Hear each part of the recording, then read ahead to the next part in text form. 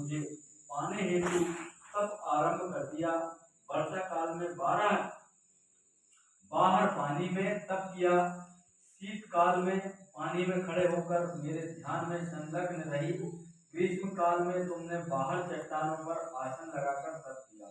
इस प्रकार 6 ऋतुओं में तप करने पर भी जब मेरे दर्शन न मिले तब तुमने ऊर्ध्वमुख होकर केवल वायु सेवन की, फिर वृक्षों के सूखे पत्ते खाकर इस देह को क्षीण किया।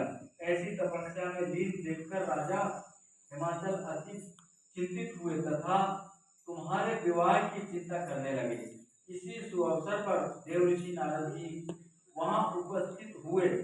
राजा ने अति हर्ष के साथ नारद जी का स्वागत किया और आने का कारण पूछा। नारद जी ने कहा, हे राजन, मैं भगवान विष्णु का भेजा हुआ हूँ। मैं चाहता हूँ कि आपकी कन्या को योग्य वर प्राप्त हो। अतः भगवान विष्णु ने आपकी कन्या का वरण किया है। क्या आपको स्वीकार है? राजा हिमाचल ने कहा, महाराजा, मेरा सौभाग्य है जो मेरी कन्या को विष्णु जी ने स्वीकार किया है। अतः मैं अवश्य उन्हें अपनी कन्या का दान करूंगा। यह निश्चित हो जाने पर नारद जी ने वैकुंठ जाकर भगवान विष्णु से पार्वती जी के विवाह के लिए कहा। इधर महाराज हिमाचल ने वन में जाकर तुम्हारा भगवान विष्णु के साथ विवाह होने का निश्चय सुनाया। यह सुनते ही तुम्हें महान दुख हुआ। उस दुख से बेहाल होकर अपनी सखी के पास पहुंचकर विलाप करने लगी। तो तुम्हारा विलाप देख सखी ने कहा, देवी, मैं तुम्हें ऐसी गुफा में ले चलूंगी जहां महाराज भी तुम्हें ना पा सकेंगे। ऐसा कह सखी उमा समेत हिमाचल की गहन गुफा में विलीन हो गई। तब राजा हिमाचल घबराकर पार्वती जी को ढूंढते हुए विलाप करने लगे कि मैंने विष्णु जी को वचन दिया है, वह कैसे पूर्ण होगा। ऐसा कह वह मूर्छित हो गए। फिर सभी पुरवासियों को साथ लेकर तुमको ढूंढने के लिए महाराजा निकल पड़े और सोचने लगे कि मेरी कन्या को व्याघ्र खा गया, या सर्प ने डस लिया, या राक्षस हर के ले गया। उस समय तुम अपनी सहेली के साथ ही गहन गुफा में पहुंची। बिना अन्न जल के मेरे इस व्रत को आरंभ करके नदी की बालू की शिव प्रतिमा स्थापित कर विधिवत वन पुष्पों से पूजन करने लगी। उस दिन भाद्रपद मास द्वितीय शुक्ल पक्ष हस्त नक्षत्र था। तुम्हारी पूजा के फलस्वरूप मेरा सिंहासन हिल उठा। तो मैंने तुम्हें दर्शन देकर कहा, हे देवी, मैं तुम्हारे व्रत और पूजन से अति प्रसन्न हूँ। तुम अपनी कामना को मुझसे वर्ण करो। इतना सुन तुमने लज्जित भाव से प्रार्थना की कि आप अंतर्यामी हैं, मेरे मन की भाव आपसे छिपे नहीं है, मैं आपको पति रूप में चाहती हूँ।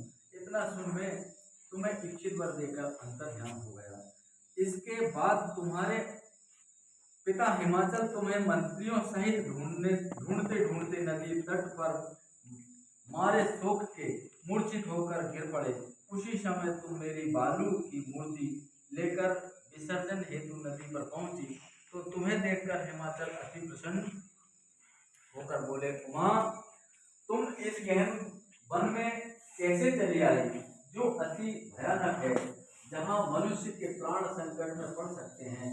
हे पुत्री, इस भयंकर वन को त्याग कर अपने घर को प्रस्थान करो।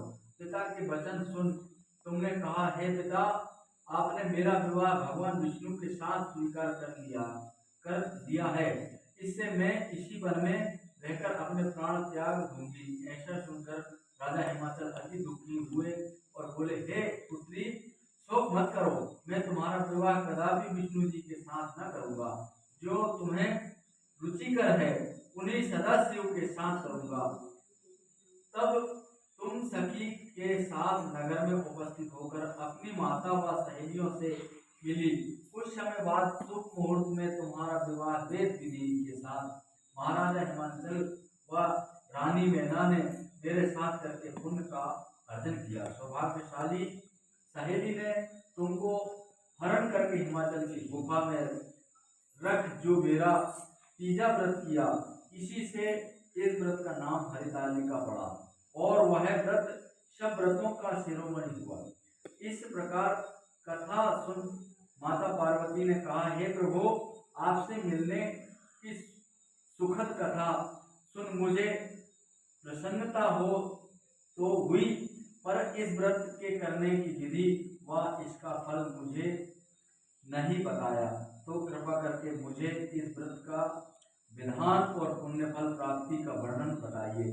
इतना सुन शंकर जी ने कहा, हे प्रिय, मैं इसका फल सुना रहा हूँ, सुनो। यह व्रत सौभाग्यवती नारी व पति चाहने वाली कन्याओं को करना चाहिए। यह व्रत भाद्रपद के शुक्ल पक्ष की द्वितीया की शाम को तीजा व्रत धारण करके करना चाहिए। यह व्रत निराहार होकर करना चाहिए। भगवान शिव पार्वती की स्वर्ण प्रतिमा केले के खंभे व पुष्प आदि से सुशोभित मंडप में स्थापित करके रेशमी वस्त्र के चंदोबे तानकर बंधनवार लगा